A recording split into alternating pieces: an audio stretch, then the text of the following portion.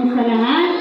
Ayan. Amen. Sige po yung mga children natin. Ayun na po sila sa kanilang pwesto. Yung mga hindi children, ayun po na po tayo. Ayan.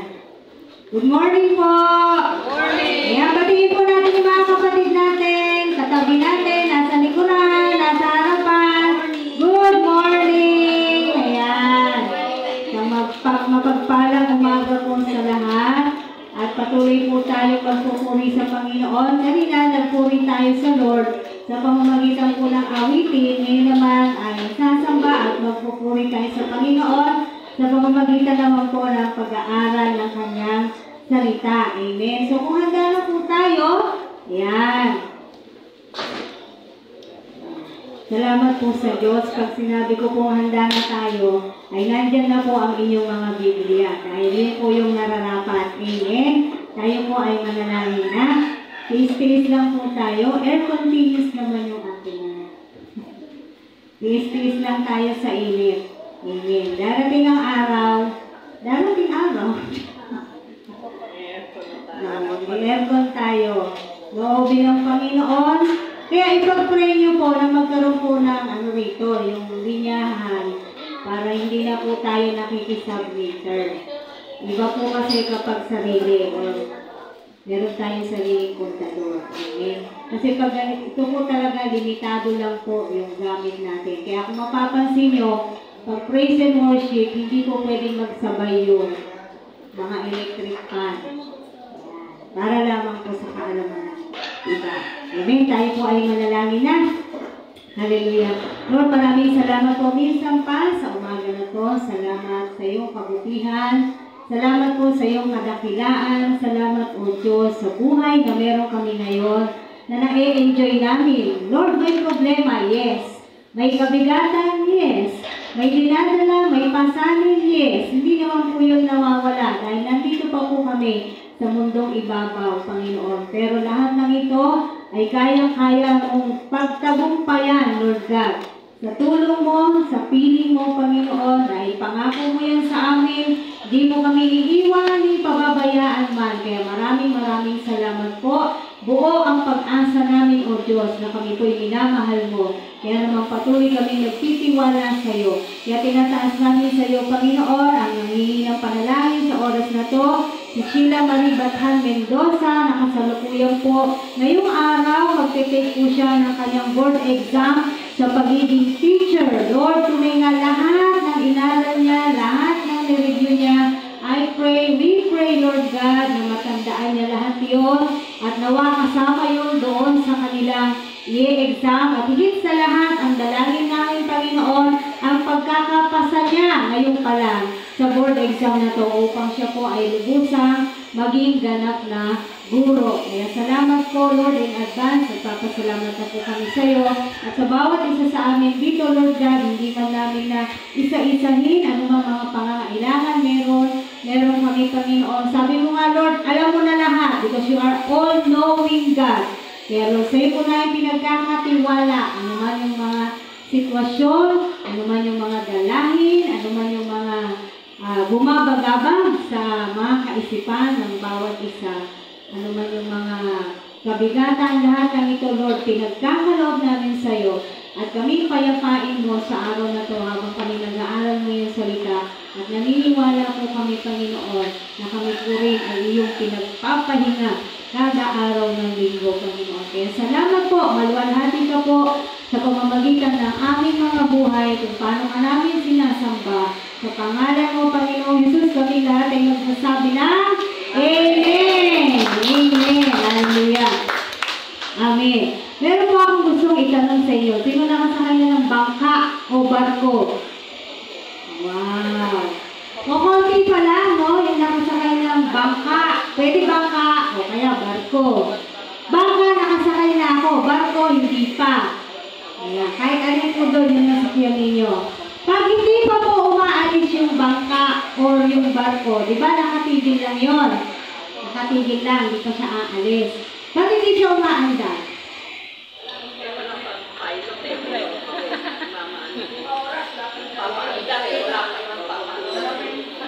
Pinasa yung sagot ha? Opo. Tama lahat yung sagot nyo, pero meron pinakatamang sagot. Kung bakit hindi pa yun umaandar o hindi pa siya naglalayag. Yun yung tamang termino niya sa tubig. Opo. Naglalayag. Kasi diba, tama kayo, wala pang piloto. Ang oras, yan, mga consideration na yan. Ano pa? Wala pa yung pasahero, hinihintay pa. Yan. So, yun yung po yung mga kadahilanan. Bakit hindi pa umaandar? It's either yung bangka or yung barko. Tama po, no? At habang nakatigil siya doon, ay hindi talaga siya napupunta sa malayo. Bakit? Nakaangkla. Yun. Mahalaga yung pagkakaangkla ng bangka o ng barko. Yung bangka o barko, nakaangkla yan, kaya hindi pa siya umaandar. Pero di ba, masisway ka man, kasi nasa tubig eh, di ba? Gagalaw ka, syempre. Mayroong mga imbalances, ganyan. Pero nananatiling nandoon lang yung bangka o yung barko. What I'm trying to say is hindi siya umaalis doon sa pwesto niya kasi naka-angkla siya. Meron siyang yung tamang termino doon sa English, naka-anchor siya.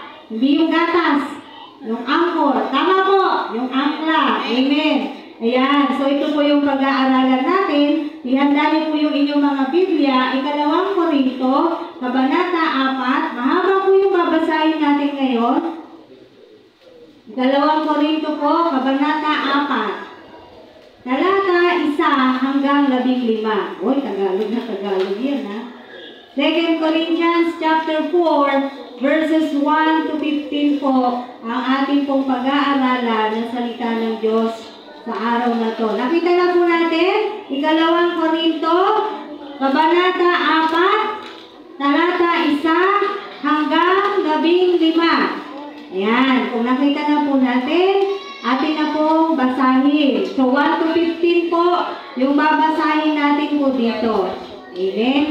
Sige po, basahin natin. Dahil sa habag ng Diyos, hinilang niya ako para sa gawain ito, kaya naman malakas ang aking loob. Tinalikdan ko na ang mga gawang kahiya-hiya at ginagawa ng palihim. Hindi ako nanlilinlang at hindi ko pinipilipit ang salita ng Diyos.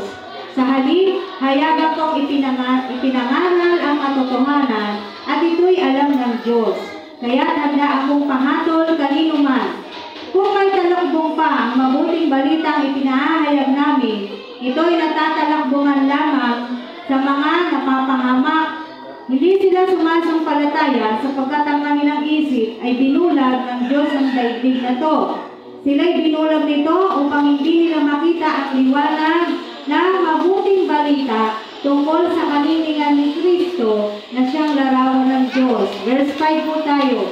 Si Kristo Jesus na ating Panginoon ang ipinangangaral ko at hindi ang aking sarili. Ako'y lingkod ninyo alang-alang kay Jesus. Sapagkat ang Diyos na nagsabing mula sa karimlan ay sisilang ang liwanag, ay siya rin nagbigay liwanag sa aming mga isip upang makilala ang kadakilaan ng Diyos na nahahayag sa mukha ni Kristo. Verse 7. Ngunit kami pinagkalooban ng kayamanang espiritual na ito ay hamak. Kung baga sa sisidlan ay palayok lamang, upang ipakilala ang di malilit na kapangyarihan ay sa Diyos at hindi amin. Ginigipit kami sa kabi-kabila, ngunit di nagagapi. Kung minsan nag-aalinlangan kami, ngunit di nawawala ng pag-asa. Pinag-uusig kami, ngunit di nawawala ng kaibigan. Naibubuwal, ngunit di tuluyang nailulugmo. Lagi kong taglay sa aking katawan ang kamatayan ni Jesus, upang sa pamamagitan ng katawan ko'y mahayag ang kanyang buhay. Kami laging nabibingit sa kamatayan alang-alang kay Kristo, upang sa aming katawang may kamatayan ay mahayag ang kanyang buhay. Ano pat habang ako'y dalang-dalang namamatay, nagkakaroon naman kayo ng buhay na walang hanggan. Verse 30, sinasabi ng kasulatan, nagsasalita ako sapagkat ako'y sumasampalataya. Bunga ng Nagsasalita rin ako sapagkat ako may sumasampalataya. Sapagkat nalalaman ko ang Diyos na muling bumuhay sa Panginoong Hesus, ang siya rin bubuhay sa akin kasama niya at magdadala sa inyo at sa akin sa kanyang piling. Last verse, ang lahat ng pagtitiis ko ay sa kapakanan ninyo upang sa pagdami ng mga nakatatanggap ng mga kaloob ng Diyos, lalo namang dumami ang magpapasalamat at magpupuri sa Kanya. Purihin ka, Panginoon, sa mga salita mo na to na aming pag-aaralan. Banal na Espiritu, patuloy kang mangusap. Buksan mo ang spiritual na tainga, puso at kaisipan. Lahat, Panginoon, nawawala pong nabubulagan dito kung hindi lahat ay nakakakita na. In Jesus' name, Amen. So, ito pong ating pag-aaral ay pinagmagatan po natin, where is the anchor of your faith? Saan nakaangkla ang inyong pananampalataya? Ayan. Where is the anchor of your faith? Ngayon, hihimayin po natin itong ating pong binasa na talata 1 hanggang 15. Kung totoo sa'yo, napakadali po ng sagot. Tama? Kung tatanungin ka sa ganung tanong, nasaan nakaangkla ang iyong pananampalataya? Dapat ang sagot nating mga mananampalataya ay na kay Jesus. Kasi wala naman talagang iba.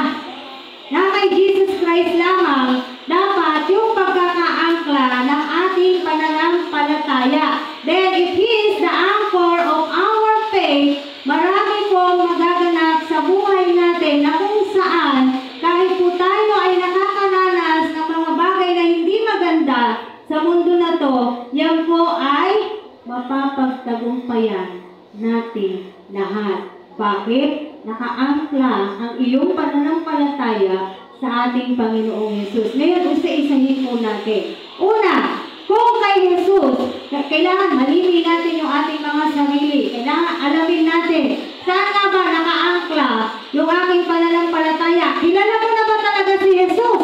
O kilala mo lang siya sa pangalan? Alam mo ba talaga kung anong kayang gawin ng Panginoong Hesus sa buhay mo? O nalalaman mo lang through hearsay, pero hindi mo nararanasan. Kasi kung hindi pa natin lubos na kilala kung sino ang Panginoong Hesukristo, then kasama po tayo doon sa mga taong nabubulagan pa.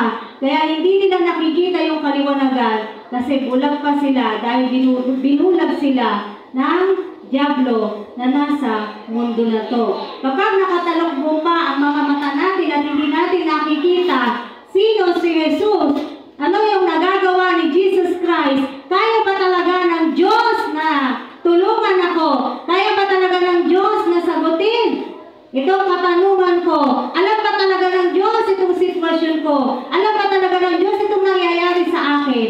Kung wala po sa Kanya ang pagtitiwala natin, then hindi po tayo nakaangkla.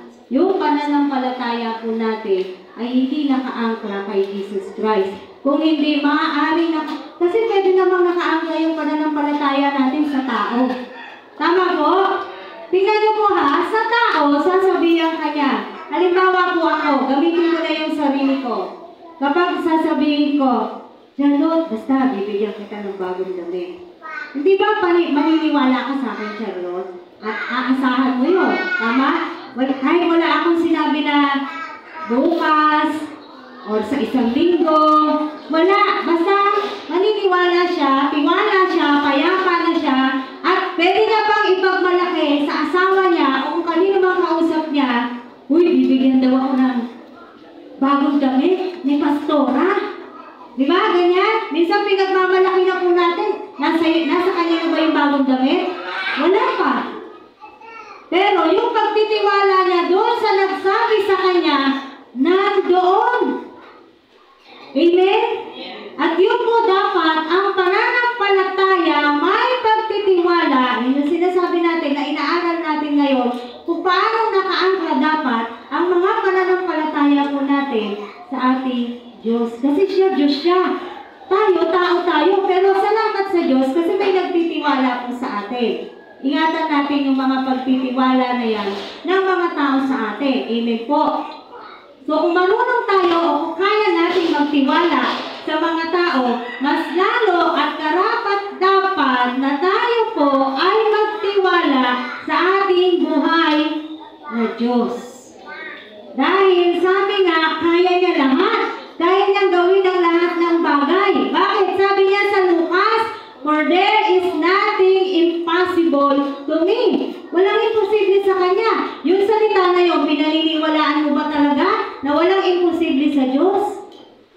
Amen?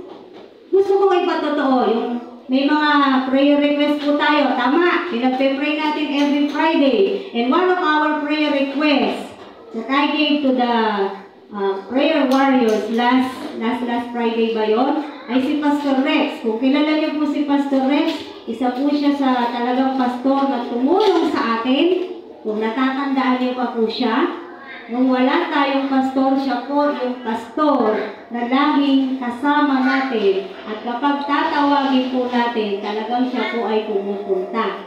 Amen?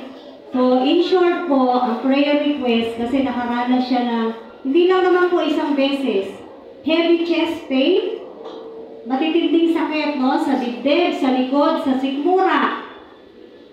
At ang unang hinala ng doktor, nagkaroon daw siya ng heart failure.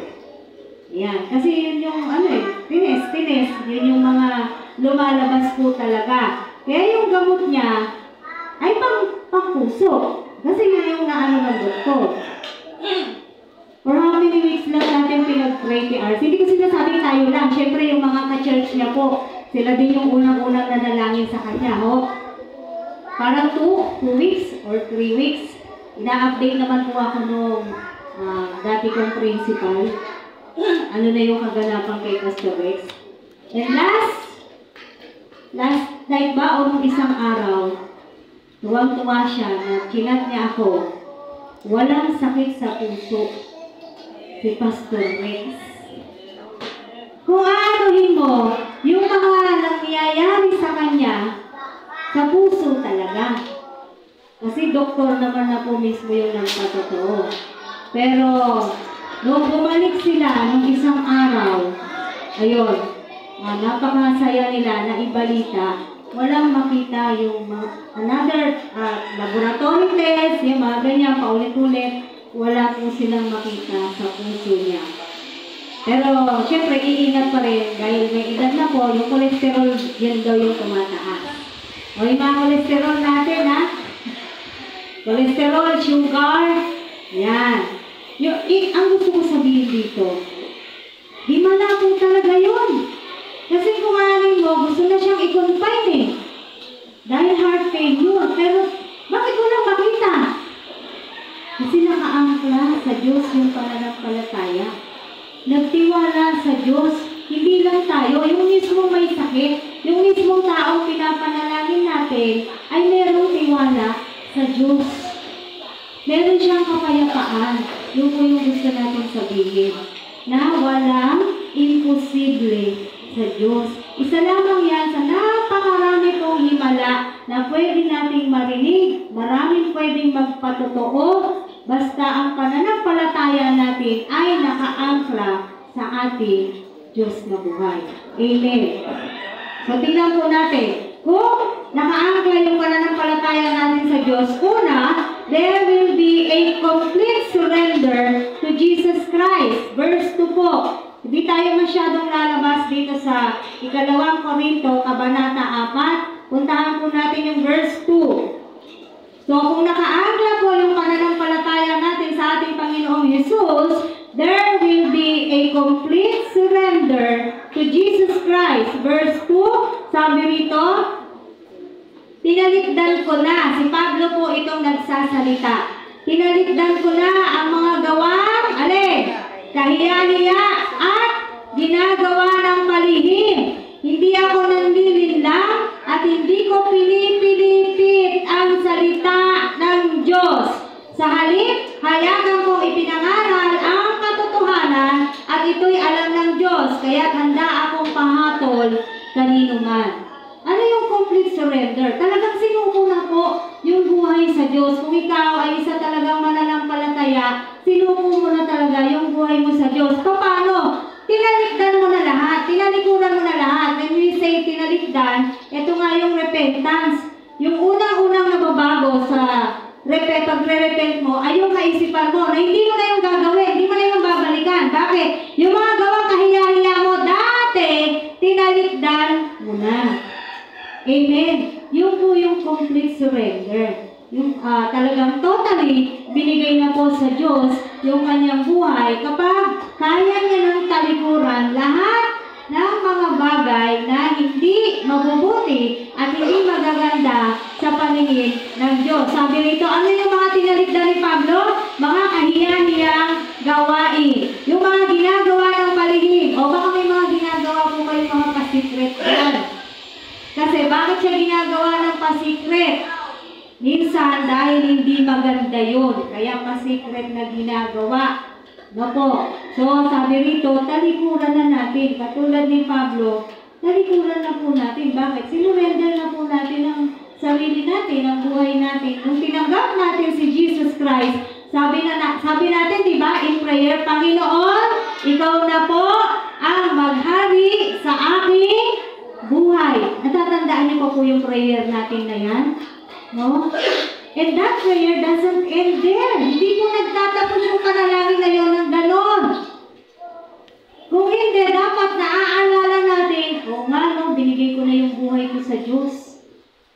Kaya kung ano man yung mga dapat ng talikuran na po natin, ay talikuran na po natin. Kung talagang nakaangkla ang ating pananampalataya sa ating Panginoong Jesus. Amen. At sabi ni Pablo, hindi ko pinipilipit yung salita ng Diyos kapag siya'y nangangaral. Ano yung pinipilipit? Minsan, ang tao, magbabasa ng Bible, gusto niya i-fit yung Bible doon sa kagustuhan niya. Yung po yung nagpipilipit ng salita ng Diyos. Tapos sasabihin niya, oh, meron akong Word of God. Sabi ng Word of God sa akin ito. Kasi yun yung gusto niya mangyari sa buhay niya. Pero hindi naman talaga yun ang pangungusap ng Diyos sa Kanya. Minsan akala natin, yun yung pangungusap ng Diyos sa'yo, pero dahil lamang sa tindi ng iyong emosyon, sa tindi ng iyong damdamin, nagbasa ka ng Biblia, sabi mo, ayun ang sabi ng Diyos sa'yo. Kaya malagi ko pong pinapaalala, huwag tayong basta-basta magbibitaw ng sabi ng Diyos sa akin, tumakbo daw akong presidente. Diba? Sabi ng Diyos sa akin, gawin ko daw to. Ito pa nga yung verse niya, oh. Iyakin natin mabuti na talagang nangungusap nga ang Diyos sa atin, especially kung gagamit ka ng salita ng Diyos mula sa Biblia. Amen po. Kaya kung tayo po ay nakaangkla sa ating Panginoong Hesus, yung pananampalataya natin, tayo po ang susunod sa salita ng Diyos. Hindi natin pipilitin na sumunod or ipit sa atin kung ano yung sitwasyon natin. Kung gusto mong maano ng salita ng Diyos to describe what is happening to you, ganun yung ginagawa mo, hindi po ganun. Pilit nating pinasusunod yung salita ng Diyos sa atin, hindi. Tayo dapat ang susunod, susurrender, susuko sa salita ng Diyos. Kung talagang sinasabi natin, maghari, simula ngayon, Panginoong Hesus, maghari ka sa aking buhay. Ilang taon nyo na pong pinag-pray yan. Kayo na lang kung sasagot sa inyong mga sarili. Ngayon, tanungin nyo inyong mga sarili. Kung noong 2021, kayo naging unang born again. So, medyo matagal nyo na yan na ipanalangin. 5 years ago, balik-balikan mo. Yun nga ba, yung ginagawa ko, na ang Panginoong Hesus nga ba, ang pinaghahari ko sa aming buhay. O ako pa rin ang hari ng sarili ko. Diba? Tingnan po natin. So, if God is the anchor of our faith, complete surrender. Kompleto, huwag ka na mag-iwan. Huwag ka na magtira. Oo, hindi pa po tayo perfecto. Uulit-ulitin po natin. Walang perfecto sa atin. Pero kaya ng tao na mag-complete surrender sa Diyos. Amen po. Ito lang din si Pablo yung patotoo niya lang din Napakasamang tao po ni Pablo na dating si Saulo. Anong ginagawa niya noon? Hindi ba hinahabol niya yung mga born again? Nasa anong gagawin niya? Papakulong niya. Siya ang ulo ng pagkakapatay kay Stephen. Kilala niyo po si Stephen, si Stephen. No? At dapat, nung pupunta siya sa Damasco, na doon na siya na born again, doon na siya tinawag ng Diyos, ang layunin niya doon ay dalhin yung sulat doon sa pinakamataas para hulihin lahat ng Kristiyano. Mababasa po natin yan sa Acts. Yun ang layunin niya, kaya siya pupunta ng Damasco. Pero hindi na siya pinahintulutan ng Diyos. Amen. Hindi ba himala yun? At marami rin po mga ganyan, mga patotoo tayong maririnig. Bakit? Tunay na isinuko ang buhay sa Diyos. Ano pa po yung, tanungin mo yung sarili mo ngayon. Ano pa yung hindi ko kayang isuko sa Diyos? Yan. Kailangan po na i-evaluate natin yung ating mga sarili. Ito hindi ko pa na isusuko sa Diyos. Isuko na natin. Kailan mo yan isusuko? Baka dumating na si Jesus Christ, hindi mo pa rin na isusuko. Kailan mo isusuko? Tama po? No? Pangalawa, verse 4. Kung nakaangkla po ang pananampalataya natin sa Panginoong Yesus, hindi tayo bulag. We are not blind. Verse 4, sabi rito, hindi sila sumasampalataya sapagkat ang kanilang isip ay binulag ng Diyos ng daigdig na to. Sila'y binulag nito upang hindi nila makita ang liwanag ng mabuting balita tungkol sa kalinlingan ni Kristo na siyang larawan ng Diyos. Take note kung paano po sinusulat yung Diyos dito sa Bible. Meron pong Diyos dyan na small letter lang ang simula. Tama? Meron namang Diyos na capital letter. Ngayon tayo po sa pagsusulat din natin, even in our text messages, o kung saan man, dapat pag ang nire-refer natin ay ang Diyos natin, capital letter. Gusto ko lang pong itama yan kasi yun po yung top dapat. At yun yung nararapat. Kaya yung mga dinidisciple ko, pagka nakita ko small letter yung Diyos nila, sinasabihan ko sila, capital dapat yan. Kasi yung Diyos na small letter, sino Diyos yun? Ayan o. Diba? Diyos ng sanlibutan, Diyos ng daigdig. Kaya kung papayag ka na yung Diyos pala niya ay yung small letter, iba pala Diyos niya. Nakita niyo po? Ginagawa nating maliwanag. Kaya yung mga nagtuturo, take note, kung sa mga sabot-sabot nila, yung God nila, o yung Diyos nila ay small letter, let them be corrected. Itama po natin sila. No? Kasi yun yung dapat. Kasi yung Bible nga, tingnan ninyo. Diyos, merong Diyos na small letter, merong Diyos na capital letter. Magkaiba kasi yan. Ngayon, sino dyan yung Diyos mo? Kaya ngayon, kung at least somehow may na-realize kayo na pag sinusulat nyo pala small letter, ibang Diyos pala yung tinutukoy ninyo. Hindi ang Panginoong Yesus. Tama? So, sabi nga, kung tayo po ay nakaangkla yung pananampalataya natin sa ating Panginoong Yesus, commercial yun, pero mahalagang commercial, hindi po tayo mga bulag. Nakatulad ng mga tao na to na hindi sumasampalataya, bakit? Binulag ng Diyos ng daigdig na to. Sila'y binulag para hindi nila makita ang liwanag na mabuting balita tungkol sa kalinlingan ni Kristo na siyang larawan ng Diyos. Kaya yung ibang tao, nagtataka sila ngayon. Ba't ka ba simba ng simba? Ba't ka ba punta ng punta sa church? Ba't ka ba dasal ng dasal? Ba't ka ba basa ng Bible? Hindi nila nauunawaan ang ginagawa mo. Bakit? Sila po ay binulag ng Diyos ng daigdig na to. Kaya hindi sila sumasampalataya. Natatalakbungan pa yung gospel, yung tunay na gospel. Natatalakbungan pa yung mabuting balita sa mga taong hindi pa sumasampalataya sa ating tunay na Diyos. Kaya sila hindi nila maintindihan.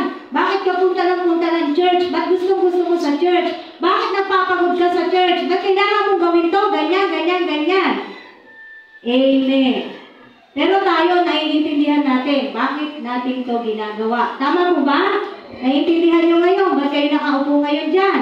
Amen. Mahalaga po yun na naiintindihan natin. Bakit? Ito na po yung buhay natin. Lagi ko rin yung sinasabi. If we are a Christian, this is your life. If we are a Christian, this is our life. Kailangan tanggapin mo na. Ito na yung buhay natin. A selfless life. Yung buhay natin, hindi na po sa atin. Pero hindi naman talaga totally sa Diyos lahat Bakit? Lunes hanggang Sabado, nakakagawa pa rin naman tayo ng mga bagay-bagay para sa ating mga sarili. Tama po ba? Hindi naman talaga 100% sagad yung buhay natin na nailalaan. Yung oras natin, hindi rin naman talaga 100%. Pero ang gusto natin sabihin dito, hindi na tayo mga bulag. Bakit? Alam na po natin yung gospel. Naiintindihan na natin yung mabuting balita. Kilala mo na si Yesu Cristo. Naiintindihan mo na yung kaligtasan mo. Paano ka naligtas? Kaya mo nang ipaliwanag. Amen! Doon sa mga, lalo na po doon sa mga nagpe-training, I keep on asking them, kaya nyo na bang ipaliwanag? Kapag kaya kayo tinanong, paano nyo nakukuha ang inyong kaligtasan? Kasi kailangan dapat ma-depend mo yan. Dahil kung di mo yan ma-depend, hindi mo yan maipapaliwanag, paano siya maniniwala sa'yo? Ay, hindi mo naman pala alam. Paano ka naligtas? Mga, impromptu, tatanungin ko kayo ngayon, paano kayo na-save? Pag hindi nyo yan na ipaliwanag, babalik kayo sa book 1. Kasi mahalaga po, maintindihan nyo yung kaligtasan nyo.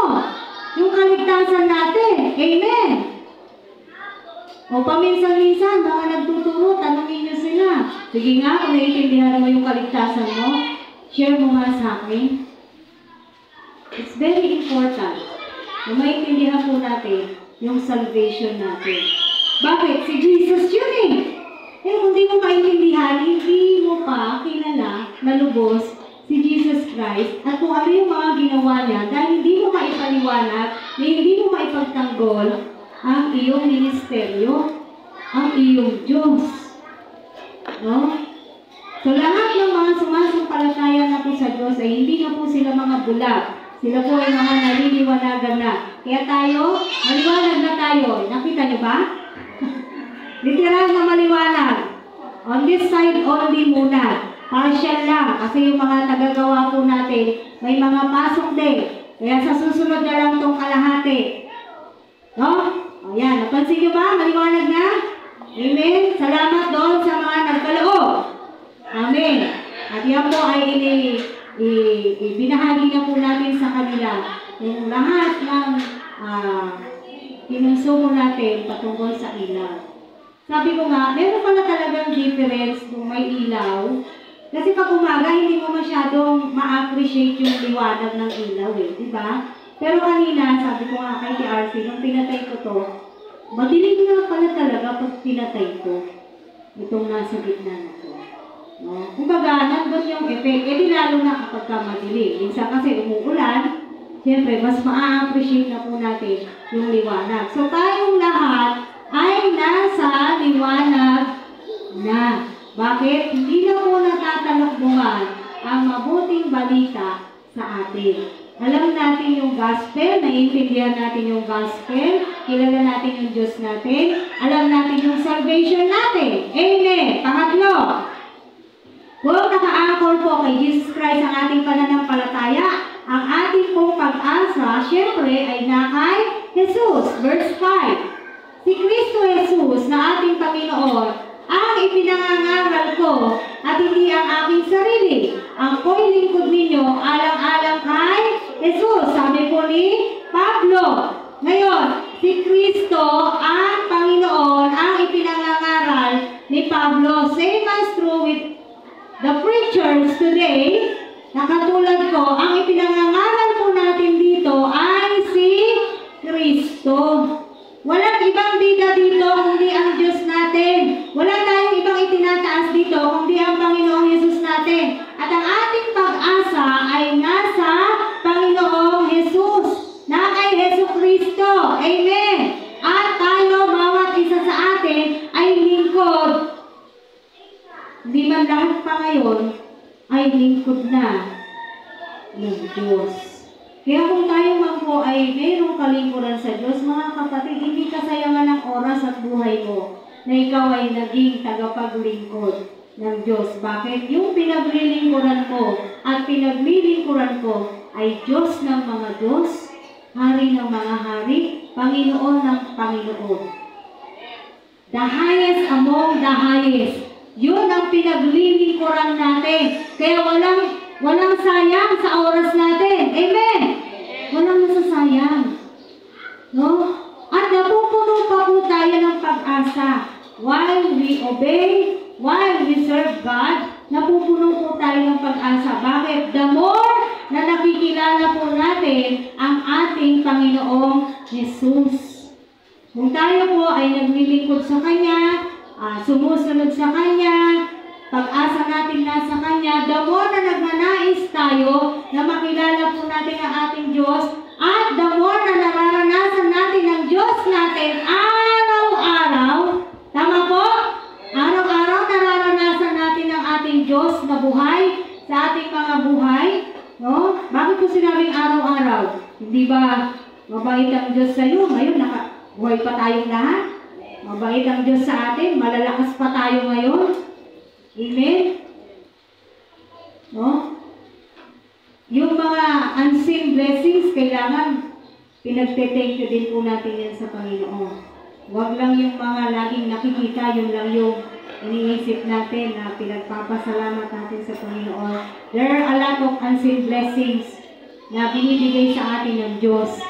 Nawa, maging ano po tayo, yung very thankful sa ating Panginoon. Yung pag-iingat niya sa atin, yung pag may sakit tayo, nag-pray tayo, pinag-pray tayo ng kapatiran, di ba? Umaayos, somehow, talagang umaayos yung pakiramdam natin. Kung baga hindi tayo nagtatagal sa sakit. Bakit? Kasi nga po, tayo ay may pag-asa. Si Jesus Christ po ang ating pag-asa. At ang kapag-asahan natin lahat ay sa pagdating ng araw, pagdating niya, no, ang pag-asa natin ay makasama po tayo ng ating Panginoong Yesus. Tama po ba? Kaya rin nandito tayong lahat ngayon dahil umaasa tayo in our salvation. Tungkol po ito ng kaligtasan natin. Sa ating pong kaligtasan, umaasa tayo na pagdating ng Panginoong Yesus ay makakasama niya po tayo. Tayo po ay kasama niya na kakaunin niya o susunduin niya. At makakapunta na tayo sa kanyang kaharian. Naghahari na po ang Diyos dito sa ating mga puso. Pero yung sinasabi natin, in time, yung kingdom na kung saan tayo yung lugar talaga, makikita na ng lahat ng mananampalataya. At yun yung inaasahan natin na mangyayari sa atin bilang mga mananampalataya. Hindi po ba? Bakit? Kasi walang may gusto sa atin dito na mapunta sa kapahamakan, makaranas ng kapahamakan, mapunta sa kapighatian. Walang may gusto sa atin yan. Kaya inaasahan natin, tayo po ay nananampalataya sa ating Diyos, ay makakasama niya po tayo sa kanyang kaharian pagdating ng araw. Buhay na buhay po ang ating pag-asa. Kayo ba buhay na buhay ang pag-asa ninyo? Kumbaga, ito po yung araw ng graduation natin. Yan. Pag nag-graduate na tayo, kaharap natin ang Panginoong Yesus. Yan. Tapos saan ka kaya niya dadalhin? Sa kaliwa o sa kanan? Ano kaya yung medal natin doon? Dapat, di ba, yun nga, inaasahan natin yung maganda. Tama po? So, inaasahan natin yung maganda dahil yun po talaga yung gusto natin na yun yung goal natin eh. Kaya yung buhay natin, yung journey natin dito sa lupa ay patungo sa kaharian ng Diyos. Pang-apat, kung nakaangkla po ang pananampalataya natin sa Panginoong Yesus, tayo po ay katulad ng nabanggit ko na kanina, meron tayong tunay na liwanag. Nagliliwanag talaga siya sa buhay natin. Verse 6. Sabi rito, sapagkat ang Diyos na nagsabi, mula sa karinlan ay sisilang ang liwanag, ay siya rin nagbigay liwanag sa aming mga isip upang makilala ang kadakilaan ng Diyos na nahahayag sa mukha ni Kristo. Yan. Ito po, lumiliwanag, nahahayag sa atin, nauunawaan natin ang alin, ang salita ng Diyos sa pamamagitan ng liwanag na binibigay sa atin ng ating Panginoong Yesus sa tulong ng banal na Espiritu. So lahat po yan, magkakaugnay. No? Kaya naniniwalagan po tayo, kaya pag nakakarinig tayo ng salita ng Diyos, di ba napapansin ninyo, marirealize ninyo, ay mali nga ako kanina, nagkasala ako kanina, dapat pala ito yung gagawin ko, dapat pala ganito ako sumamba sa Diyos, dapat pala nananalangin ako, dapat pala lumalapit ako sa Diyos. So ang lahat ng ito, nagkakaroon ng kaliwanagan sa iyo. Kasi dapat, bilang mananampalataya, yung mga binanggit ko, hindi na po yung pinapaalala sa atin. Tama? Kung hindi, kusa na natin ginagawa. Kusa ka nang nananalangin.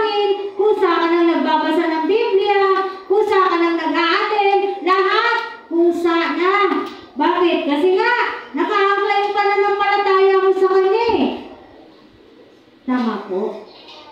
So lahat po sana. Hindi ka na yung pinipilit. O hindi ka na lagi sinasabihan. Nag-pray ka ba? Nag-pray ka ba? Nagbasa ka ba ng Bible? Binasa mo ba itong aralin natin? Binasa mo ba itong kwento na to? Diba sabi ko sa iyo, basahin mo. Binasa mo ba? Hindi na po dapat laging gano'n yung ano natin.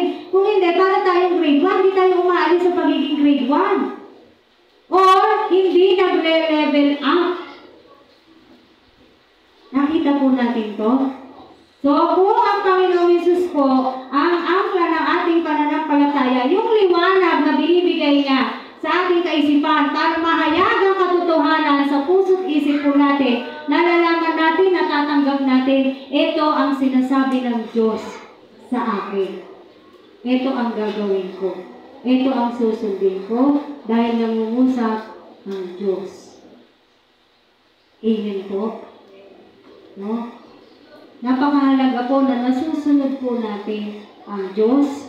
Nagagawa po natin. Sabihin na natin basic. Lagi naman yun ang sinasabi. Nag-pray ka ba? Nagbasa ka ba ng Bible? Basic. Diba? Nakakarinig tayo ng mga ganyan. Basic na. Ginagawa mo pa. Kasi pag hindi strong yung foundation mo, ito mga basic na sinasabi mo, o sinasabi ng isang mananampalataya,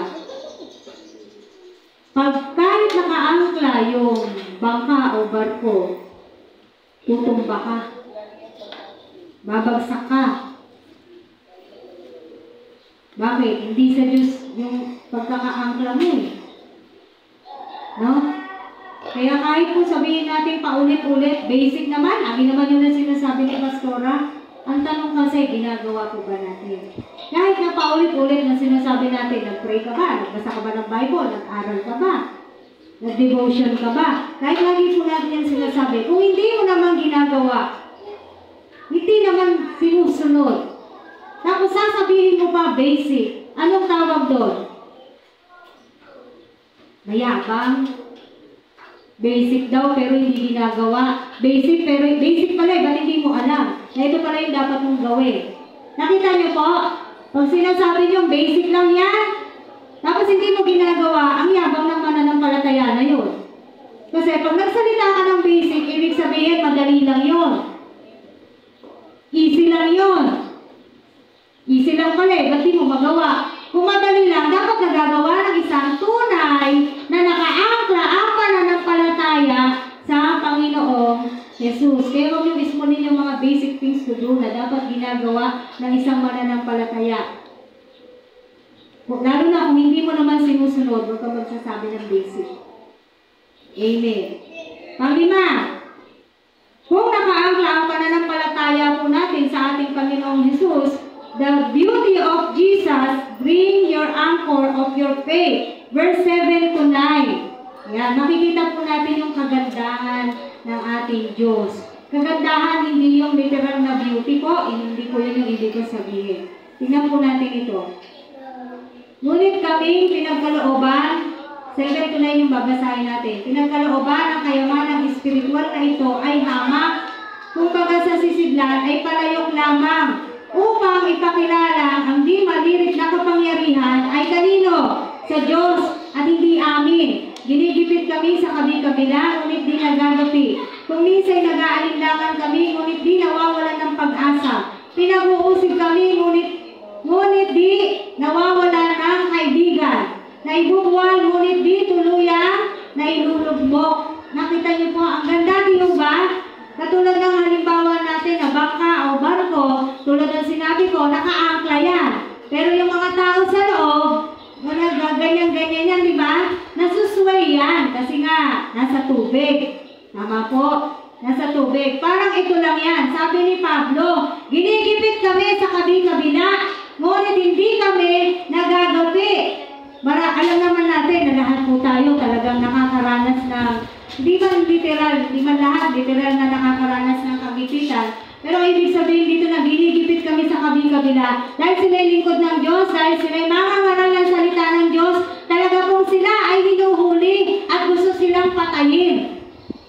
Kaya mababasa niyo doon sa ibang verse, dito sa katawan namin na to, mahayag ang Panginoong Yesus. Maluwalhati ang Panginoong Yesus sa pamamagitan ng katawan namin na to na mamamatay. Kasi totoo po yan. Amen. At kung alam niyo po kung paano namatay itong 12 alagad ni Jesucristo, mamamangha ka. No? At ikaw mismo, matatakot ka kung paano sila namatay at hindi nila tinalikuran yung kanilang pananampalataya. Yun lang naman ang kapalit na i-deny mo si Jesus. Yung pananampalataya mo, i-deny mo. Hindi ka mapatayin. Pero mas pinili pa nila ang mamatay. Kaya nga sabi ni Pablo, for me to live is Christ and to die is gain. Bakit? Naintindihan niya. Mawala man siya sa lupa na to, makakapiling niya ang Diyos. Kaya hindi niya takot harapin itong mga alagad ni Jesus Christ. Hindi sila natakot na harapin ang kamatayan. Manood po kayo sa mga video kung paano namatay yung mga alagad ni Kristo. May binalatan ng buhay, may pinapana habang doon sa bilog na malaki. Parang ginawang dark, Ayan. No? Si Pedro, pinako ng pabaliktad kasi request niya yon. Request ni Pedro yon. Dahil ayaw niyang ipako siya ng katulad ni Jesus Christ. Sabi niya, hindi ako, kumbaga hindi niya ka-level. Diyos yun Kaya ayaw niyang ipako siya ng katulad ng kay Jesus Christ. Kaya pabaliktad siyang ipinako. Ganun po namatay si Pedro. Yung iba, inihulog sa kumukulong langis, pero nabuhay si John. Yes, kasi siya pa yung sumulat ng Revelation. Tapos namatay na rin siya doon sa island na yun, sa Patmos. Pero ibinigay muna ng Diyos sa kanya yung mga nasa Revelation. Nakita po natin to. Anong kaya nating ipagpalit sa ating Diyos? O kaya nating ibigay? O kaya nating isurrender? Kaya nating i-give up para sa ating Diyos? Para sa ating tagapagligtas? Para yung pananampalataya natin nasa Panginoong Yesus? Kaya mo ba talaga magtiwala ng 100% sa Diyos? Ang sagot nating lahat? Hindi. Ayaw niya sumagot Totoo naman, hindi. Di ba? Minsan, nagkakaroon talaga ng mga panlalamig. No? Pero sabi nga rito, sila Pablo, kung tutuusin po, kung aaralin natin yung buhay ng mga alagad, hindi po biro yung naranasan nila. Katulad itong talagang mga sinabi niya rito, literal po yan ang naranasan nila. Kung nag-aalinlangan kami, hindi kami nawawalan ng pag-asa. Sino yung nag-aalinlangan dito? Tayo na! Nag-aalinlangan tayo. Pero hindi tayo dapat mawala ng pag-asa. Bakit? Totoo si Jesus. Meron pa ba ritong naniniwala na si Jesus ay hindi Diyos? Wala, di ba? Lahat po tayo, naniniwala tayo na si Jesus ay Diyos kasi yun ang totoo. Yun ang tunay. Amen. No, ano pang sabi ni Pablo? Pinag-uusig kami, ngunit di nawawala ng kaibigan. Sino nakaranas na ng inuusig? Marami sa atin dito, inuusig. Pero ano sabi ni Pablo? Hindi mo kami nawawala ng kaibigan. Why? Because true friends remain. Kahit anong mangyari, pag yan ay kaibigan mo yan. Ano man ang maranasan mo, ano man ang pinagdadaanan mo, kaibigan mo yan. Nandiyan yan sa'yo. Naiintindihan niya. Amen. So, ibig sabihin ba ni Pablo, wala naman din talagang, iwan man kami ng iba, may natitira naman. No? Kahit na pinag-uusig sila. Bakit? Mahalaga din yung mga natitira na to. Bakit? Sila yung nagiging kalakasan din nila Pablo noon. Itong mga natitira na to, na nananatili sa kanilang mga tabi, sa kabila ng hirap na dinadanas nila sa kanilang ministeryo. Take note po, itong mga pinagdaanan nila na to dahil sa kanilang paglilingkod, sa kanilang pagliliministeryo. Ngayon, yung nararanasan natin hirap ngayon, not totally because you are serving the Lord. Tama po? Hindi naman talaga yung paghihirap mo ngayon dahil naglilingkod ka sa Diyos Hindi naman No? Pero ano gusto natin sabihin dito? Dito natin makikita yung ganda ng Diyos. Bakit? Kung nakaangkla ang pananampalataya mo sa Diyos, kahit nagaganyan-ganyan ka, dahil nasa barko ka, nasa bangka ka, nasa tubig kayo, Kahit nagaganyan-ganyan ka, paglalakad ka, hindi maayos, di ba? So, sway-sway ka. Minsan babagsak ka. O pag napaano yung hangin, di ba? Aano yung bangka, o yung barko, babagsak ka. Pero mangyayari sa'yo, tatayo ka pa rin. Bakit? Matibay ang pagkakaangka mo sa Panginoong Jesus. Amen! Matibay yung pananampalataya mo, Lord, kahit anong mangyari. Sa'yo ako. Siraan man ako ng lahat. Sa'yo ako. Bakit? Yung maninira sa'yo, niligtas ka ba niyan? Hindi. Yung magsasabi sa'yo ng hindi magaganda, kaya ka ba niyang iligtas? Hindi. E di doon tayo sa kayang magligtas sa atin.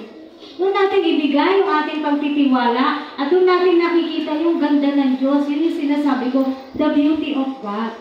Na kahit nagsusway-sway tayo sa mundo na to, nararanasan man natin yung nararanasan nila Pablo dahil sa ating ministeryo. Pero malayo pa eh. Tama po, malayo pa, hindi pa po talaga natin lubos na nararanasan yung paghihirap ng isang nangangaral na katulad nila Pablo. I remember Pastor Julian, masipag din po kasi mag-preach, mag-share ng gospel yan kung saan-saan. Sabi niya, Pastora, nakakain ka na ng daga.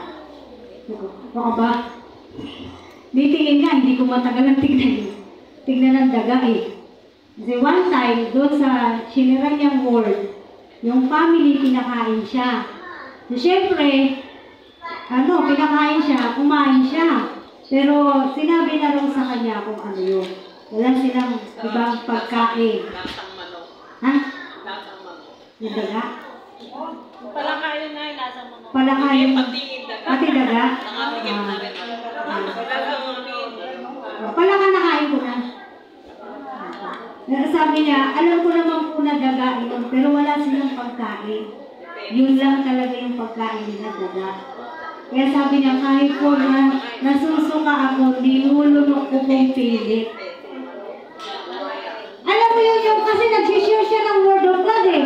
Alam ka naman, nagsishare ka ng Word of God, ang Diyos po ay mabait, ang Diyos po ay ganito, tapos nag-inarte ka. Anong ulam niyo, daga? Nakuha ninyo? Kung nag-mission ka, nagbabahagi ka ng salita ng Diyos, sabi nga ng Biblia, pag pakainin ka, kainin mo. Pag patuloyin ka, tumuloy ka. Yun yung nadatnan niya. May kung salamat naman sa Diyos, wala pang nag-aalok sa akin ng daga. Kasi baka mamaya, lumabas din yung, ewan ko lang. No? Ewan ko lang, kahit na ba sabihin mong nalinis na yun, dagang bukid, di ba? Dagang bukid po. Ako. Pero kahit. Ibig ko sabihin, yung mga naranasan nila Pedro, nila Pablo, higit pa dun eh. Yun, para sa akin, mahirap na yun. How much more talaga kung, alam mo yun, yung seryoso tayo sa ating pagmedisyon, na may pangaral, katulad ni Pablo, ano ba itong nararanasan namin? No? Inuusig man sila, dinigipit, nagpatuloy pa rin sila sa kanila ministeryo. Hindi katulad ng iba, napagod lang, ba sinama mo sa hayuhan, napagod. Ay, sa susunod, ayoko na. Layo pala na nilalakad nyo. Ay, di pa po tayo pumapalik ng bundok. Meron pa nga tayong jeep. Nagta-tricycle pa nga tayo. Tama? Wala. Yung kumbaga, yung hirap na dinadanas talaga ng mga seryoso at totoong nagmimisyon para maipahayag ang salita ng Diyos. Wala pa yung mga nararanasan nating hirap. Hindi pa natin maipagmamalaki. Very far. Malayong malayo pa. Kaya kung napapagod ka sa pag-ministry mo ngayon, malayo ka pa talaga sa... No? Malayo pa. Pero makita natin, kaya nga sinabi sa Bible, taste and see that the Lord is good. Psalms 34 verse 8. Sa Tagalog po, hindi nyo, parang hindi yun yung hindi ko sinabing hindi yun, pero mas gusto ko yung NIV version, itong Psalms 34 verse 8, na sinabi niya, taste and see that the Lord is good. Yun yung sinasabi natin. Mararanasan natin yung tunay na kabutihan ng Diyos. Makikita natin yung tunay na kagandahan ng Diyos pag tayo po ay tunay na mananampalataya na lingkod ng Diyos. Nasa kabila ng lahat ng pinagdadaanan natin, katulad nila Pablo, no? Nabubuwal ka man, sabi nga ni Pablo, na ibubuwal, ngunit di tuluyang na ilulugmok. Maaaring natatalo ka paminsan-minsan, bumabagsak ka, pero hindi ka nananatiling bagsak. Bakit? Babangon at babangon ka. Tama po? Babangon at babangon ka. Bakit? Buhay ang pag-asa mo. Tutulungan ako ng Diyos. Aabutin ako ng Diyos. Sasamahan ako ng Diyos. Kasi pangako niya sa akin, I will never leave you nor forsake you. Ang Diyos, kapag nangako, totoo. Hindi po siya namimili kung sino yung, sino lang yung, eto, hindi ko ito iiwan. Ikaw, Jenny, bahala ka dyan. Hindi po gano'n ang Diyos natin. As long as nakikita ng Diyos yung puso natin, at talagang tayo po ay tunay na mananampalatayang marunong sumunod sa Kanya, di po tayo bibiguin ng Diyos. Amen? Kaya nga sabi, taste and see that the Lord is good. Pangilan na, pang-anim. Verses 11 and 12 po. Though faced in constant danger, kung nakaangkla po ang pananampalataya natin sa Panginoong Hesus, kahit kuminsan nanganganib ang buhay, no? Pero buhay pa rin ang pananampalataya sa Diyos. Sabi sa verse 11 to 12, kami laging nabibingit sa kamatayan, alang-alang kay Kristo, upang sa aming katawang may kamatayan ay mahayag ang kanyang buhay.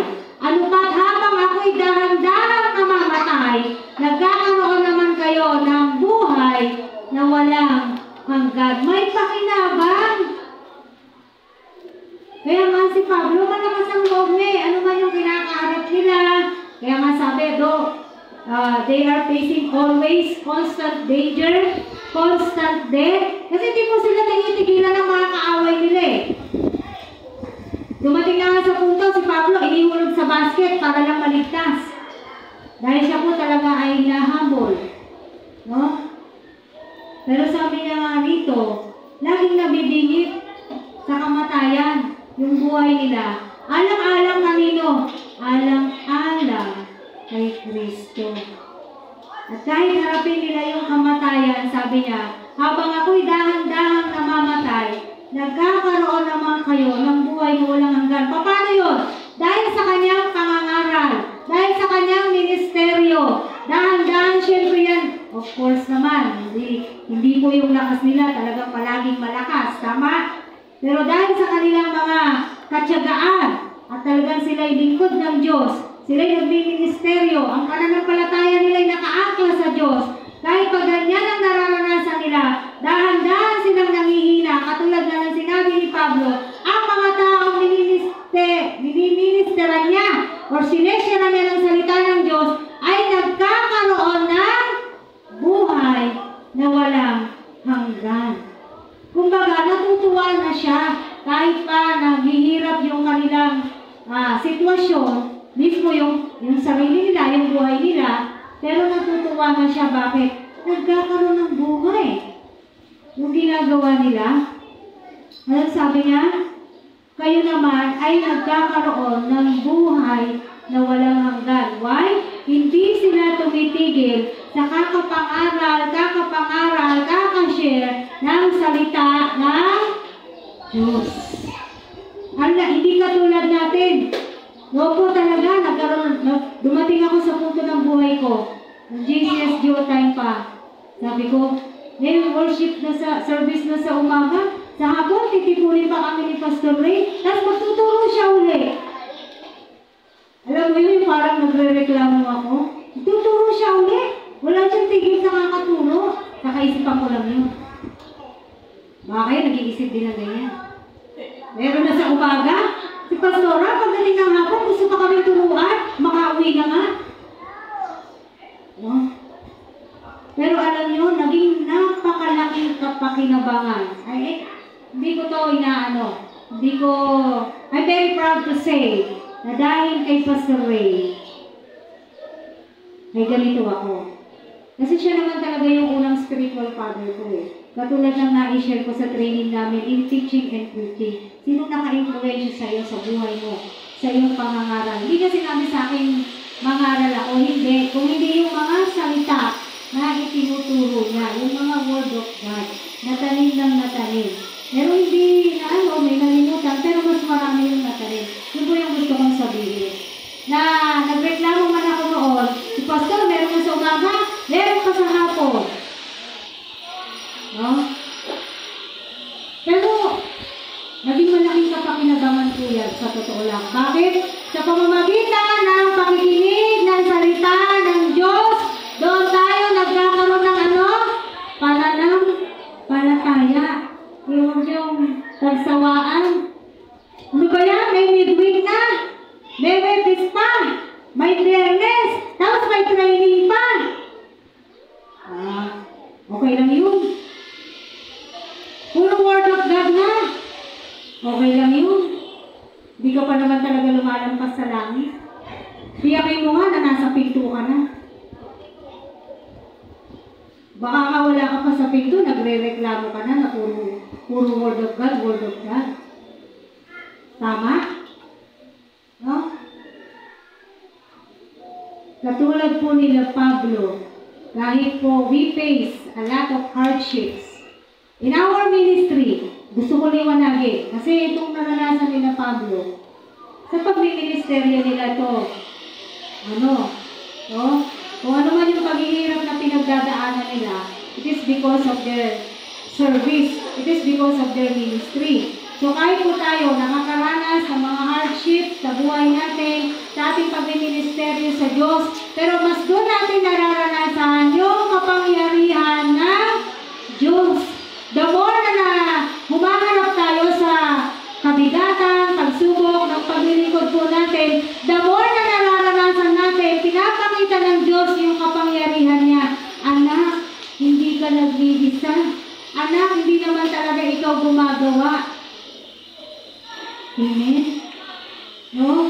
So even in the midst na minsan, nakaranas ka na ba talaga na nanganib na yung buhay mo dahil sa naglilingkod ka sa Diyos, hindi yun magiging dahilan para tumigil ka sa iyong buhay pananampalataya. Amen po. So kung ano man po yung pinagdadaanan natin o pagdaanan natin sa paghihirap natin, sa pagmiministeryo, sa paglilingkod, sa tunay nating Diyos, anong sabi? Okay lang. Okay lang. Bakit? May pangako ang Diyos eh. Darating po ang araw. Makikita natin ang lahat ng kapakinabangan ng ating po mga ginawa or ginagawa dito sa lupa para sa ating Panginoon. Amen? So, nagkakaroon po ng bunga. Yung anumang mga kapighatian, pinagdadaanan po natin, katulad nila Pablo, nagkakaroon niya ng bunga. Ano pong bunga? Salvation. Kaligtasan. No? Na yung mga taong nababahaginan po natin din ang salita ng Diyos, sila man din ay makakaranas ng buhay na walang hanggan sa piling ni Kristo. Na di ka ba masaya no, nagamit yung buhay mo para sa ibang tao? Ikaw yung naging daan, ikaw yung naging tulay, para itong mga tao na to makaranas sila ng kaligtasan. No? Ikaw yung ginamit ng Diyos para itong mga tao na to ay kumilala sa tunay na Diyos. No? Di ko po sinasabing huwag na tayong magtrabaho at ito na lang yung gawin natin. Wala po akong sinasabing ganyan. No? Alam ko, naiintindihan niyo po yung pinag-aaralan natin na kung talagang nakaangkla yung pananampalataya natin sa ating Diyos, anuman yung nararanasan nating kapighatian, hirap, pagod, sakripisyo, okay lang. Bakit? Buhay ang Diyos natin. Hindi po siya bulag para hindi makita kung ano yung ginagawa natin. Kahit ngayon, hindi siya bulag. At alam niya kung talagang ikaw ay nakikinig o hindi. Alam niya yan. Amen. No? So, noong panahon ko ng mga alagad ni Kristo, yung sinabi ko sa inyo kanina, paano sila namatay? Anong meron kay Jesus Christ? Bakit handa nilang itaya yung kanilang buhay para kay Jesus? Meron din isang kabataan na binaril sa abroad po ito, pero matagal na itong nangyari. Nakalimutan ko yung pangalan ng batang babae na yun. Galit na galit sa kanya yung schoolmate niya dahil siya ay mananampalataya. Nasabi sa kanya, i-renounce niya lang si Jesus Christ. Niya lang yung faith niya. Hindi siya diba sa US po, malaya nakakapamaril yung mga kahit kabataan Kasi legal sa kanila yung baril. No? Nanindigan tong batang babae na to. Binaril siya, patay. Anong meron? Batang bata na to, kahit na pinatay siya o patayin siya, nandun yung danger. Bakit? Anong meron kay Kristo? Para handa nilang harapin yung mga ganong uri ng panganib ng buhay nila. Hindi niyo po ba yun na may meditate? Ano meron si Jesus? Para itong mga tao na to ay makaranas ng mga ganong paghihirap hanggang sa dumating sila sa punto ng kamatayan, pero hindi nila halintanga, okay lang sa kanila. Anong meron kay Jesus Christ? Kung hindi totoong Diyos si Jesus Christ, mababaliwala yung ginawa nila, mababaliwala yung buhay nila.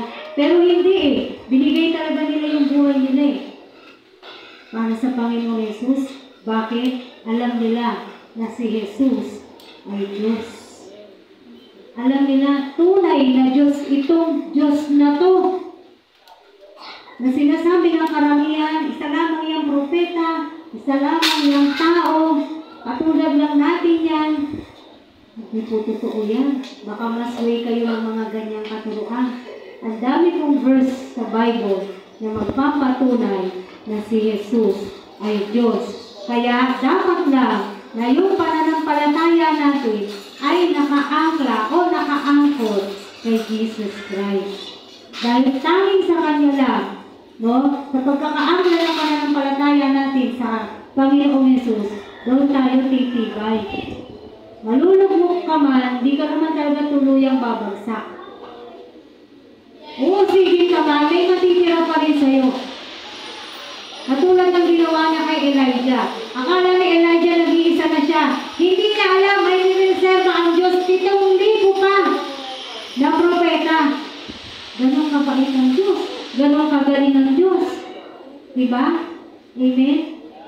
Sino ba si Jesus para pag-alayan mo ng pagod mo?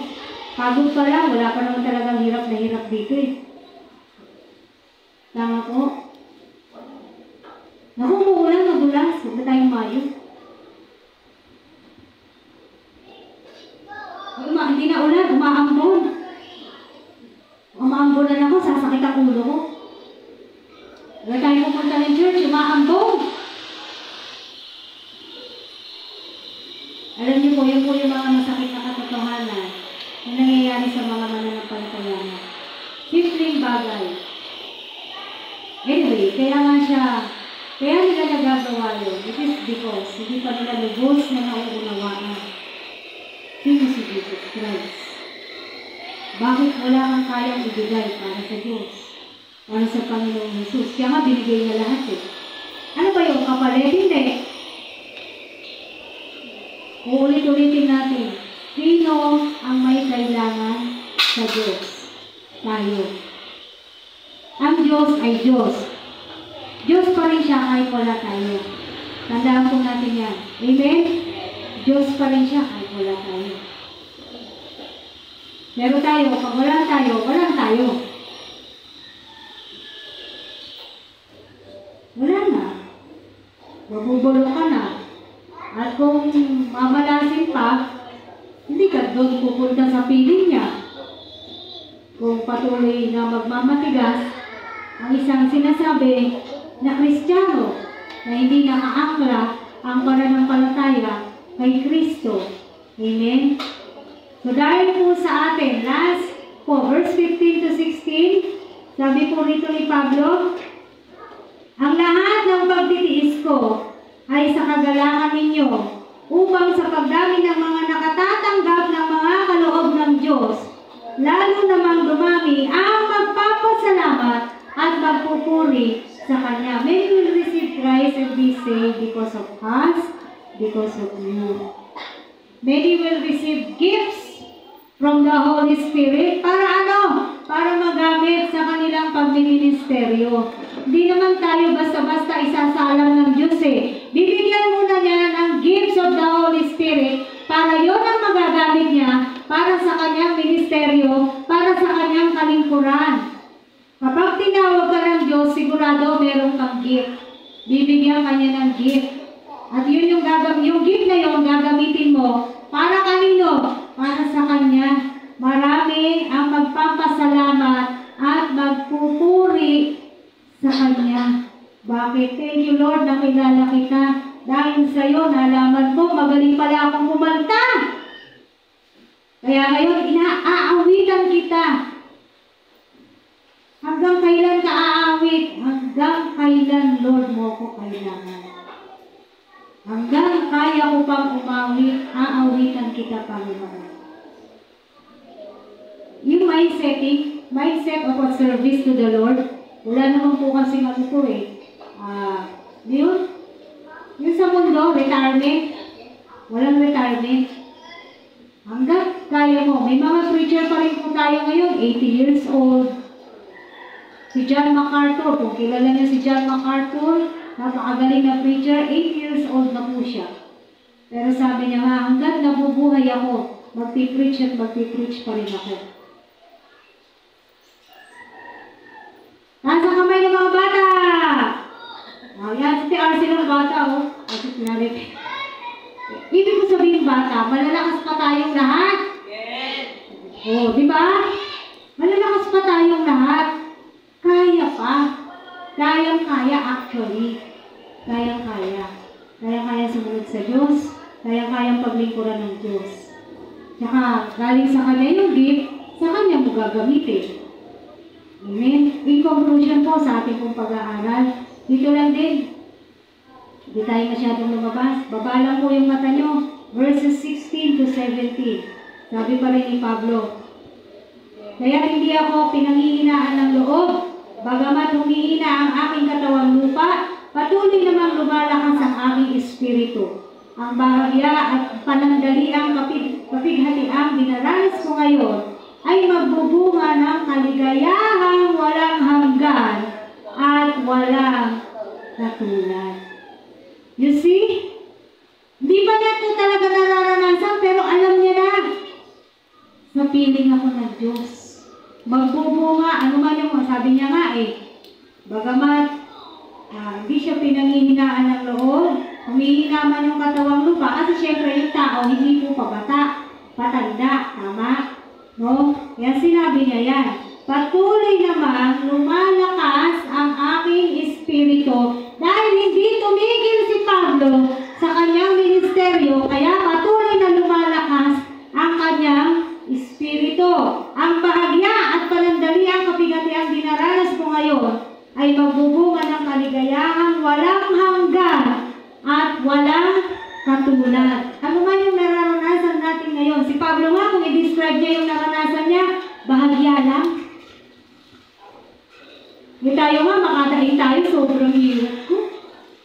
Sobrang bigat. Siya, sabi niya, yung bahagya na nararanasan ko, bahagya at panandalian lang. Bakit? Di naman magiging forever yun eh. Ngayon, nasa piling na siya ng Diyos.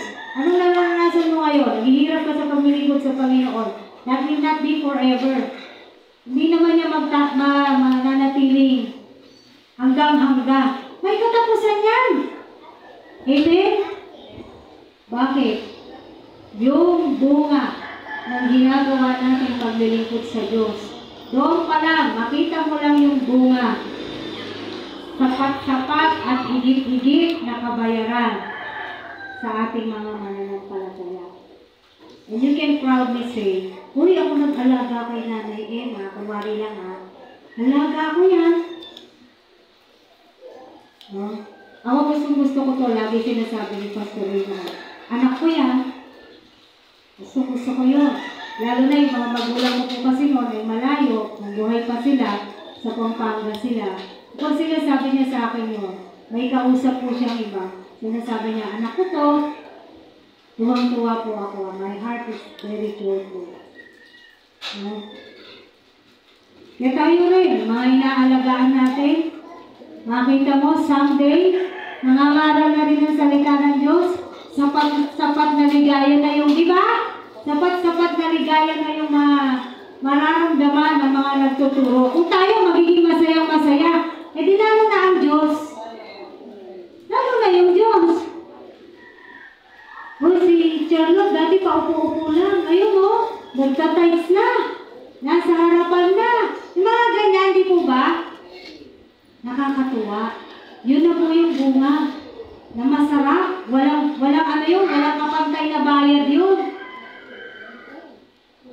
Kahit po yung literal na teacher, ayan si Teacher Jen. Kapag natuto yung estudyante niya, di ba ang saya-saya mo din? Kasi yan yung purpose eh. Bakit ka ba teacher? Para matuto yung tinuturuan mo. Pag di sila natututo, stress na stress ka syempre. Ba't di sila natututo? Pero kung natututo sila, may natatandaan sila, ang saya-saya mo. Kasi napupulfill yung purpose mo sa buhay ng mga tao na to, sa buhay ng mga bata na to. Amen. Jesus Christ is our best teacher. Huwag niyo pong kakalimutan yan. Dahil ang tawag sa kanya noon, Rabbi. Ang ibig sabihin ng Rabbi, guro. Amen. Hindi siya, talaga kumbaga, kung ano mo, napaka-espesyal ni Jesus Christ. Ibang-iba po siyang Diyos. Kaya ano man yung mga kapighatian na nararanasan natin ngayon, gawin natin inspirasyon kung sinabi ni Pablo sa 16 and 17. Panandalian lang, kasi kakamtan ko naman. Ayan o, kaligayahang walang hanggan at walang katulad. Sino makikinabang? Ikaw. Makikinabang din yung iba na nabahaginay mo ng salita ng Diyos. Tayo po'y manalangin. Hallelujah. Dalangin ko po, meron po tayo natutunan sa umaga na to. Pumili ka, O Diyos. Hallelujah. Salamat, Panginoon, sa iyong salita. Salamat, O Diyos. Kasi ang galing mo talaga. Ang galing mo. At tanging sa iyo lang namin matatagpuan ang kaligtasan. Wala nang iba dahil yun din naman yung sinasabi ng Biblia. Salvation belongs only to you, Lord God. Kaya dalangin ng bawat isa sa amin, Panginoon. Nawa ay nakikilala ka talaga namin. Nawa nalalaman talaga namin kung sino ka talagang Diyos. Dahil kapag kilala ka namin, Panginoon, alam namin ang mga kaya mong gawin. Doon makakaangkla yung pananampalataya po namin sa iyo. Na kahit makaranas man kami, katulad ni na Pablo at ng mga ibang alagad, makaranas man kami ng mga kapighatian, kahirapan, kabigatan sa buhay na to dahil sa paglilingkod namin sa iyo. Sasabihin din namin, ito'y panandalian lang. Dahil kami ay magkakaroon ng walang hanggang kaligayahan, na walang katulad, kasi ikaw yung magkakaroon nito. At yung salvation, wala rin ibang makapagkakaloob nito, makapagbibigay na to. The completeness of our salvation, Lord God. Makikita lang namin yan, God, pag wala na kami dito sa lupa. At yun ang isa sa layunin po namin. Bakit kami nagpapatuloy? Para makita namin yung kakumpletuhan ng kaligtasan namin. Makita namin kung saan mo kami ilalaga, kung saan mo kami dadalhin, O Diyos. Sabi sa Biblia, no eye has seen, no ear has heard, no mind can know what God has in store for us. Ganong maganda ang plano ng Diyos sa bawat anak niya na tapat wakas. Kaya Panginoong Diyos, nawa walang bibitaw. Nawa manghina, manlupalpay, malugmok man, tatayo pa rin. Palalakasin mo pa rin. Pagtitibayin mo pa rin. Patatatagin mo pa rin. Paranas mo, Panginoon, sa bawat isa. Kung sino mang Diyos, lalo na doon sa mga meron pang pag-aalinlangan. Lalo na doon, Panginoon, sa meron pang hindi kasiguraduhan. Patungkol sa iyo, Panginoon, magpakilala ka ka. Magpakilala ka sa kanila. In your own special way, Lord God. Magpakilala ka, Panginoon. At nawang Panginoon, magpatuloy ko ang bawat isa sa aming mga pananampalataya. Malugmok man kami, bumagsak man kami, pero babangon kami agad. Dahil ibabangon mo kami agad. Kasi ikaw po yung kasama namin. Ikaw yung kaisa namin. Ikaw yung nag-iisang Diyos, wala nang iba. Ikaw yung tunay na Diyos, wala nang iba, Panginoon. Kaya nararapat lamang, Panginoon, na lahat sa iyo ay lumuhod. Nararapat lamang na lahat sa iyo ay sumuko. Nararapat lamang na lahat ay kilalanin ka bilang kanilang Hari, Diyos at tagapagligtas. Dahil sabi mo sa John, Lord, kung hindi paghaharian ng Espiritu mo ang isang tao, hindi siya makakaranas ng paghahari ng Diyos. Hallelujah. Lord, ayaw namin sa kapahamakan. Ayaw namin sa kaaway. Lord, kaya dalangin namin, Panginoon, makagagpas kami ayon sa iyong kalooban, makasunod kami ayon sa iyong standard. At tulungan mo kami, Panginoon, kasi kung sa ganang sarili lang namin, hindi po talaga namin kakayanin. Pero dahil nariyan ka, na Diyos namin na tapat, nariyan ka na Diyos namin na tagapagligtas, alam namin, Panginoon, magagawa namin ang lahat ng bagay. We can do all things through Christ Jesus who strengtheneth us, Lord God. And we just thank you, Lord God, for your blessings. That alone is a big blessing for all of us kung paano kami, Panginoon, makasusunod, makagagawa ng mga kamangha-manghang mga bagay sa mundo na to, at magtsatsaga na magpahayag ng iyong salita, magbahagi ng iyong salita. Panginoon, magtsatsaga kami patuloy na matuto sa iyong salita.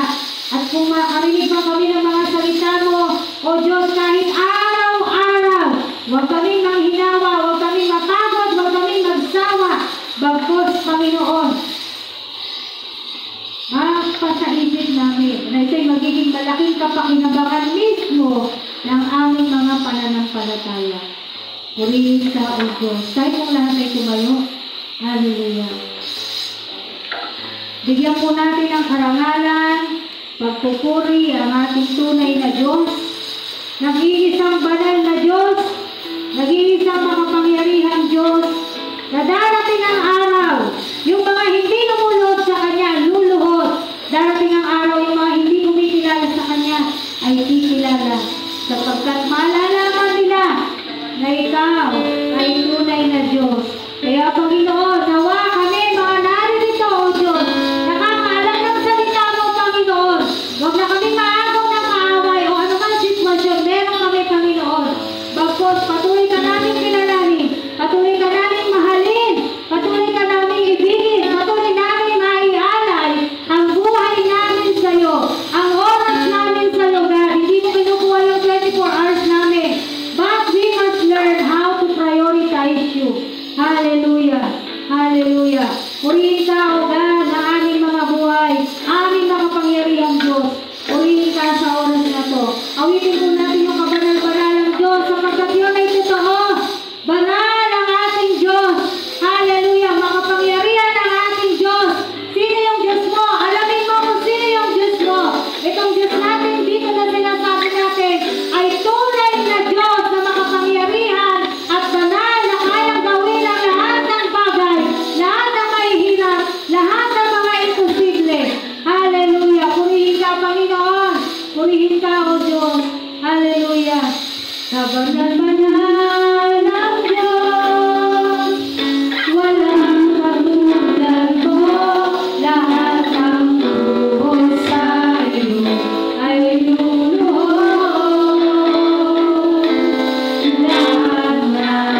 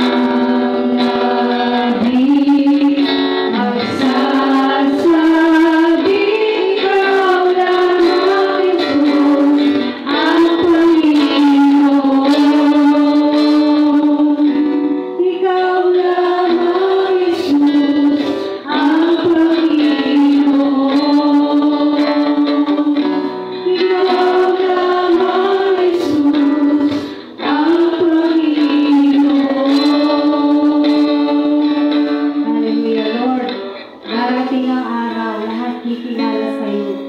Darating ang araw, lahat luluhod sa'yo. Lahat ng hindi sumasampalataya sa'yo, magiging huli ang lahat sa kanila. Dahil malalaman nila na totoo ka pala. Tunay ka palang Diyos. Kaya salamat sa bawat isa sa amin na narito. Dahil ikaw ay nakilala namin. Salamat sa pagkakataon na kami tinawag mo. Salamat o Diyos sa pagpili mo po sa amin. Salamat sa paghirang mo po sa amin, Panginoon. Dahil dyan sa mga ginawa mo na yan, Panginoon, kami ngayon ay nananampalataya sa iyo. At isa kami, Panginoon, sa mga nagsasabi, O Diyos, na ikaw ay tunay na Diyos. Wala kang katulad, wala kang kapantay, Panginoon. Nawa patuloy na kilalanin ka ng bawat isa. Mag-desire pa kami, mas mabuti pa, mas malalim pa na mag-desire ang bawat isa na makilala ka po namin ng lubos-lubos. In Jesus' name, Amen.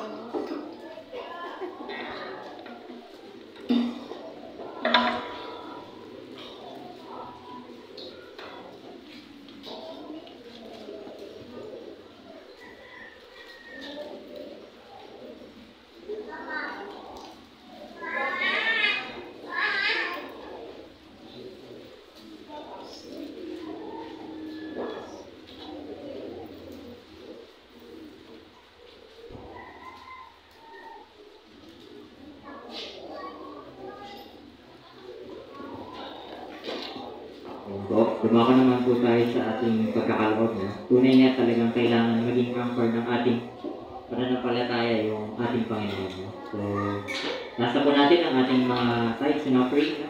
No? Lord, we pray, Panginoon, sa araw na to, Lord, we thank you, Panginoon, for everything that you've done, Panginoon. Safe kami, Panginoon, na nakapunta, Panginoon, sa inyong bahay, sambahan, Panginoon, and nagkaroon kami ng oras, Panginoon, upang sambahin ka, Panginoon, sa mga oras sa Lord. Lord, we thank you, Panginoon, for everything, Panginoon, for always protecting each and every one of us, Panginoon. Lord, pinatalangin namin, Panginoon, ang aming tithes and offering, Panginoon, sa oras sa Lord. Nakikita namin, Panginoon, na unti-unti, Panginoon, sinasagot mo, Panginoon, yung